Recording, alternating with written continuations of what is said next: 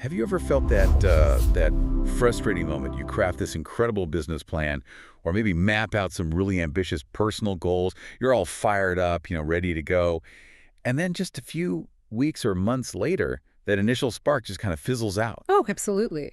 Yeah. Maybe the plan made perfect sense on paper, all logical, but it just didn't stick. Right.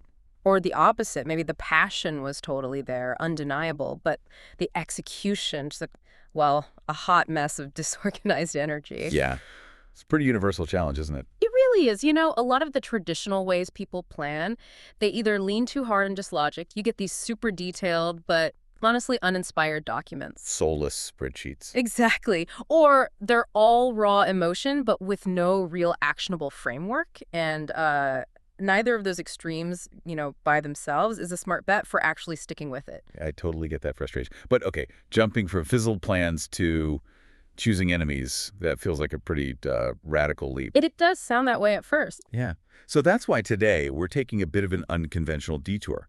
We're inspired by Patrick Bet-David's book, Choose Your Enemies Wisely, Business Planning for the Audacious Few. Our mission here in this deep dive is to explore this different approach to building a plan for business, for life, that really champions the powerful connection between emotion and logic. It's often overlooked, right? Definitely overlooked. Yeah. We want to uncover how identifying and channeling these enemies can actually be the ultimate fuel for relentless drive, while still having robust systems that give you the how for getting, extraordinary results. Think of this as maybe your shortcut to understanding a really unique philosophy, hopefully giving you insights you can use right away. And the book's core insight really is that a one-of-a-kind business plan isn't some static thing you write once and you're done. It's more like a living blueprint, something that adapts year after year. You review what worked, what failed. And critically, it involves this deliberate act of choosing an enemy and then leveraging that emotion to build a really resilient, powerful plan. Okay, let's unpack this a bit. Our first stop here is what Bet-David calls the provocative power of enemies. Now, the book opens with this really intense quote. You have no enemies, you say. Alas, my friend, the boast is poor. It goes on about how if you fought for anything worthwhile, you must have made foes. If you have none, small is the work that you have done. It's strong stuff. It's really stark. But honestly, framing success around enemies feels, aggressive. Maybe even negative. Isn't that kind of a dangerous mindset? Could it foster resentment or, unhealthy obsession instead of strategic growth? Yeah. How does Bet-David really justify this, especially when so much business advice is all about collaboration, partnerships? That's a completely fair question, and it's really where Bet-David makes a crucial distinction. He's not advocating for creating actual fights with everyone. That's not it. Instead, he explains that enemies aren't just competitors you want to beat. They're a source of this profound, relentless emotion that you can channel. Think of it less like hating a person and more like this intense opposition to a problem or an idea, something standing in your way. This raw emotion, it creates laser-like focus, a deep sense of urgency, and just unparalleled effort. The drive to defeat an enemy, whether it's a person or, say, an abstract concept, is often way more powerful than just wanting to win for winning's sake. It taps into something kind of primal, it gives you that really strong why to keep pushing when things get tough. And Patrick Bet-David, he knows this from personal experience, right? He shares this story about a relative who insulted his father, really condescendingly. Yeah, it's a powerful story. That moment of humiliation, plus his father having a heart attack, this huge $49,000 debt. Yeah. It became what he calls a fire that would move me in ways that I didn't know I could be moved. It sparked this breakthrough. He dropped bad habits, started devouring business books, and learned, in his words, to do better fighting for others than for myself. He realized all he needed was someone to really piss him off by offending his dad. That's quite a transformation, personal insult to rocket fuel. And you see this pattern, maybe less dramatically sometimes, but it's there in high achievers, even in sports. Think about Tom Brady's career. Oh, yeah, definitely. He was constantly choosing new enemies to fuel his drive. At first, it was those 6 quarterbacks drafted before him back in 2000, guys like Chad Pennington. Right, the famous draft story. Being picked so late put a chip on Brady's shoulder, he said. Yeah. Incredible motivation. Later on, his enemies kind of shifted. It became the doubters, like Max Kellerman from ESPN, who famously said Brady was just about done in his 40s. I remember that. Right. Even his own coach, Bill Belichick, kind of became an enemy at times, fueling that competitive fire. These constantly shifting enemies gave him the rocket fuel, as the book puts it, to keep winning Super Bowls way longer than anyone expected. So, okay, this makes sense in those high-stakes examples.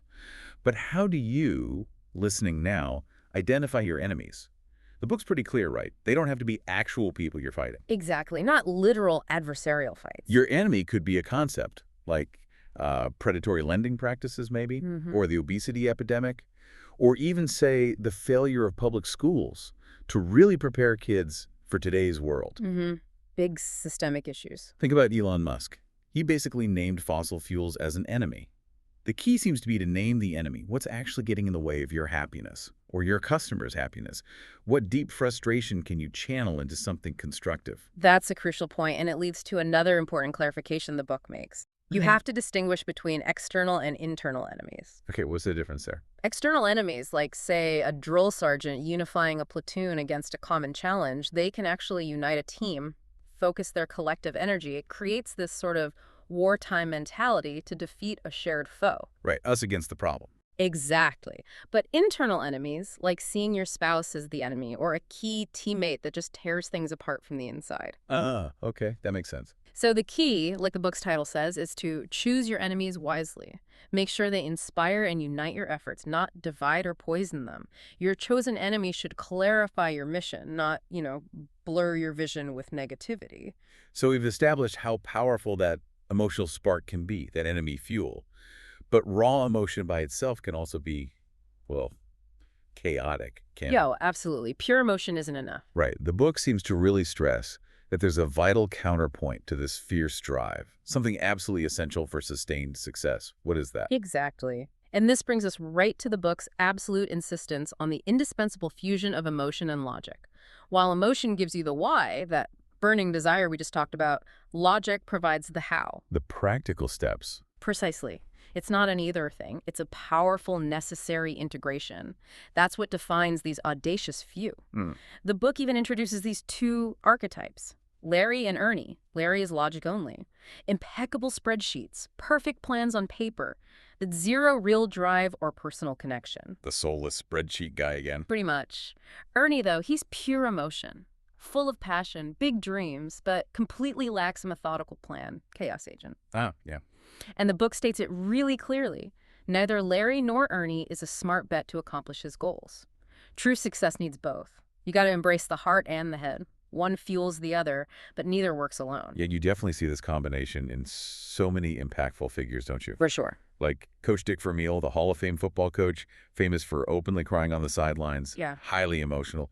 Or think about the intensity from Michael Jordan and Serena Williams. Yeah, pure fire. But they were also master strategists. Elon Musk, Andy Grove, Steve Jobs, all super emotional people and incredibly logical thinkers who channeled that raw feeling into meticulous executable steps. It's never just one or the other. It's that synthesis that makes them extraordinary, turning passion into an actual blueprint. And we even see this in Bet David's own story. His financial services firm, PHP Agency, started back in 2009. It began with pure, unadulterated emotion. He'd boldly tell anyone who'd listen, we're going to have 500,000 licensed agents by 2029. Wow, that's audacious. Totally. But later, when he needed to raise $10 million in funding, he had to present a very logical answer. He couldn't just run on fumes, and he could do that because he'd recruited logical team members like Tom Ellsworth, who was an experienced strategist. That integration, his initial emotional vision combined with solid logical planning, that's what made the difference in getting the capital and actually moving towards those huge goals. So, okay, what does this fusion mean for you listening in your own life? The book uses marriage as this really insightful metaphor. It's a good one. A successful marriage, it argues, needs both emotion. The heart, the magic, the spark, and logic, the planning, the foresight, the practical day-to-day stuff. Can't just be sparks. Right. Without that magic, a marriage or a business, it'll probably fail. But at the same time, just winging it won't do, as the book says. You need a clear plan for the long haul, This really highlights the book's critique of the, 6 common ways people mess up business plans. Most fail. Doing nothing, treating it like homework, half-assing it, being only logical or only emotional. Leaves one option. Exactly. The only way that really works, according to Bet David, is one that's fueled by an enemy and combining emotion and logic. Yeah, the marriage analogy really drives home that you just can't ignore either side and expect things to thrive. Whether it's personal relationships or professional goals, it's this continuous dynamic balance you have to maintain. Okay, here's where it gets really interesting for me, because it feels a bit counterintuitive. Before you even think about building a plan for the future, the book insists you absolutely must examine the past thoroughly. Why is looking backwards so essential for moving forward? It's this can't miss step, as the book calls it, and yeah, it's often overlooked. The argument is simple but profound. Without doing an autopsy on past failures, relationships, businesses, whatever, you're basically condemned to repeat them. Because you haven't learned. Exactly. Because, as the book puts it, you failed to see yourself as the common denominator. The most important data you have is often hidden in the year that just passed. If you don't look back at what you did or didn't do, what trends popped up, where your own weaknesses lie, you're just setting yourself up for the same old mistakes. But the deeper insight, I think, is that the real challenge isn't just spotting what went wrong, it's understanding the underlying emotional pull these patterns have on you. To truly change, you often have to confront what these behaviors are maybe masking or replacing in your life. It gets deep. So what does this look back actually involve? Practically? Well, it means rigorously analyzing your previous year, both personally and professionally. What goals did you hit? Which did you miss? And crucially, why? What didn't you anticipate? Okay. But it also goes deeper. You need to identify and eliminate distractions, those wasted activities, and even more so, wasted thoughts that just consumed your mental energy for months. I know those. Right. We're talking about things you can control, like doom scrolling social media, getting sucked into gossip, watching way too much TV, not the things you can't. And giving these things up, the book argues, is like giving your mind a signal that you are serious. Serious about changing. Exactly. Yeah. Patrick Bet David himself shared giving up sex for 17 months. Or there's a story about Rodolfo Vargas, a sales executive, an immigrant from El Salvador who gave up soda, ice cream, alcohol, and sleeping in, and went on to earn a 7-figure income. Wow. Those are big sacrifices. They are. Yeah. So the key question for you to ask yourself is, what must I eliminate from the previous year? What's holding me back? This self-reflection, then, it leads to a pretty powerful challenge for you, the listener. How do you practice this kind of, radical accountability? Are you brave enough to really look at your weaknesses, even what the book calls generational curses, these ingrained patterns like addiction or maybe a scarcity mindset or a victimhood mentality, without making excuses? It takes courage. For sure. Right. As the source says, eventually somebody has to change them. This really honest self-assessment feels like the necessary groundwork before you can truly build forward effectively. Couldn't agree more. It's foundational. Okay, so we've got that powerful blend, emotion, logic, and we know we need to look back first. Now let's see how this all plays out in action through what Bet David calls the core building blocks, starting with will and skill. The book puts it this way. Will is emotional. It's wanting something in a way that you can't describe. Skills are logical. They are the tools that allow you to impose your will in a way so that you win. That's a great summary. It makes me think of that scene in The Dark Knight Rises. Batman's in that prison pit, failing to climb out with his safety rope. Oh, yeah, the pit. And the blind prisoner tells him climb without the rope. Yeah. He has to tap into the raw fear of death to find his true willpower. That's pure visceral will right there. That's a perfect illustration. And it raises the question, right? How do you actually cultivate that indomitable spirit when things feel impossible? The book argues it's not just about having grit. It's about consciously connecting your desire to a deeper, almost visceral purpose, often fueled by that enemy we talked about earlier. Then skills become the deliberate, logical strategy for imposing that will. It's not just about acquiring any old skill, but specifically targeting the tools that give you leverage against whatever your chosen challenge or enemy is. Makes sense. Targeted skill building. Exactly. Like Marlene Gayton's story in the book. No college degree, but she invested in a Tony Robbins seminar for what she called an identity change. Total commitment.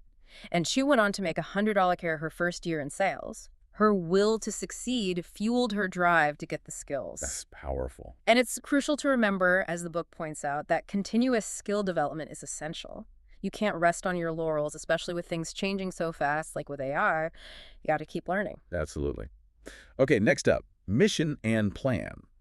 Your mission, the book argues, is what creates endurance. It's your reason to fight through the inevitable pain. It's what you're fighting for. The why. Exactly. Patrick Bet-David's own mission, it was sparked by listening to a George Will speech about problems in America. It connected deeply with his family's past, fleeing communism. His mission became, and apparently still is, to use entrepreneurship to solve the world's problems and teach capitalism because the fate of the world depends on it. That's a big mission. It's huge, but that's a powerful why. That makes all the difficult hows feel worth the effort. Absolutely. And this leads to how you recruit your mission, as the book says. It's about actively seeking out what truly moves you, what makes you angry, what bothers you so much that you feel you have to do something about it. Finding that deep trigger. Yeah. The book suggests replacing vague phrases like, I just want to, with something much stronger, I'm on a mission to, because.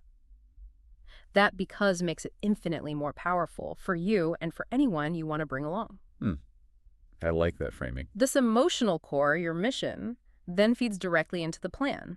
The plan is the logical framework for channeling that mission. This involves practical steps like doing a SWOT analysis, strengths, weaknesses, opportunities, threats, but doing it with real emotion and radical honesty, no sugarcoating. Brutal honesty. Yes. And crucially, it also means planning for crises, thinking 3 to 5 moves ahead. What happens if you lose your biggest customer? What if you run short on cash? What if you get sued? Planning for the worst case. Exactly. Like Dwight D. Eisenhower famously said, plans are useless, but planning is indispensable. The act of planning prepares you, even if the specific plan changes. Okay, so you've got your mission, your will, your skills, your plan. But this isn't just about having one good year, is it? The book talks about legacy, looking way out like a 20-year horizon. Right, long game. This is where vision and culture come in for sustained success. Yeah, and there's an interesting contrast the book draws here between what it calls the Japan versus America approach to business. Japanese businesses often prioritize long-term thinking. You see companies over 100 years old. They cultivate a kind of stoical approach, avoiding getting drunk on short-term wins or distractions. Stable and steady. Right. American companies, on the other hand, tend to excel at urgency, flexibility, pivoting quickly. More dynamic. Exactly. The ideal, the book argues, is to find a balance. Combine that long-term thinking with adaptability and have a stubborn and sacred vision that guides you through it all. And that strong vision is critical, isn't it? It's that stubborn and sacred picture of what you're building, the impact it'll have, your core priorities. Absolutely vital. This compelling vision, as the book highlights, is what attracts both the best talent and the capital you need. I think about John Schnatter of Papa John's, his obsession with quality, better ingredients, better pizza. Yep. That wasn't just a slogan. It felt like a real vision that went beyond just profit. It was a non-negotiable principle. Yeah, that's a great example. And the key here is articulating that vision effectively. You know, like Simon Sinek famously said, people don't buy what you do, they buy why you do it. The why. Being able to articulate that why, your vision, clearly and compellingly, whether it's in a quick elevator pitch or a detailed pitch deck, is absolutely essential, not just for investors, but for inspiring partners, employees, everyone you want on board. You're getting them to buy into a future that doesn't exist yet. Right. You're selling the dream. And a huge part of making that dream a reality, especially long-term, is culture and team. Peter Drucker's famous line, right? Culture eats strategy for breakfast. So true. It's contagious. It defines your company, impacts everything from keeping good people to how productive everyone is. How does a leader intentionally shape something that powerful, but often feels so intangible? Well, the book argues culture is ultimately a direct reflection of the leader. You can't fake it. You actively create it through things like traditions, clearly defined core values. Maybe it's radical transparency. Maybe it's encouraging risk-taking. And by consistently recognizing the behaviors you want to see. Reinforcing the good stuff. Exactly. It also highlights the critical importance of truly taking care of your people. Yeah. Making them feel like they're part of something bigger than themselves, that they're cared for, that they're making a real difference, having some fun along the way, and being recognized for their contributions. It also mentions Netflix's Rockstar principle. Oh, yeah. Their strategy of paying a significantly higher salary to hire one Rockstar software engineer rather than hiring 10 competent engineers. The idea is that one truly exceptional person sets a high tone, elevates performance across the board, and really defines the kind of excellence you expect. Interesting. Quality over quantity in talent. Right. And one final, maybe nuanced but really critical point on team building from the book, drawing again on Simon Sinek's ideas. Always value trust more than specialized skill. Trust over skill, really. Yeah. While skills are obviously important, the book emphasizes investing in high-will trust people, even if they have some skill gaps. Why? Because skills can be taught. You can't really teach trust or character. And a high-trust team, even if they need some skill development, will almost always outperform a low-trust team packed with individual stars in the long run. Team cohesion matters immensely. Wow. Okay. So we've definitely covered a lot of ground today. It seems like success, for what Patrick Bet-David calls the audacious few, really boils down to this deep fundamental integration of emotion and logic. That's the core. Emotion gives you the why. That relentless drive, maybe fueled by wisely chosen enemies, a powerful will, these huge dreams. And then logic gives you the how executed through ongoing skill development, smart strategic plans, solid systems, a compelling culture, and of course the capital to fund a clear vision. Well put. It's really not about just grinding harder, is it? It's about working smarter by channeling that inner fire with real precision and planning. Exactly. And zooming out for just a moment, we've talked about people like Bet-David himself, Tom Brady, Steve Jobs, Elon Musk, all individuals who clearly embraced their enemies, whatever form they took, and channeled some really deep emotions into incredible achievements. So this raises, I think, an important question for you, the listener. What deep-seated emotion or perhaps enemy in your own life are you currently letting lie dormant? Maybe unconsciously. And thinking logically now, what precise concrete action could you take today to start unleashing that powerful fuel for your best year ever? That's a great question to ponder. Because this deep dive really shows that your plan, whatever it is, isn't some static document you write and forget. It's a living, breathing thing. Constantly evolving. It's this continuous cycle. Looking back honestly, maybe identifying new enemies or challenges to fuel your fight, refining your will and your skills, and then articulating your mission and your vision with real, unwavering conviction. This isn't just some abstract business strategy, is it? Yeah. It feels more like a profound blueprint for actually designing the life you want. The question is, what will you do with that insight? Factoring provides the working capital businesses need to thrive in an era of increasing tariffs. Contact Chris Funding to learn if your client is a factoring fit.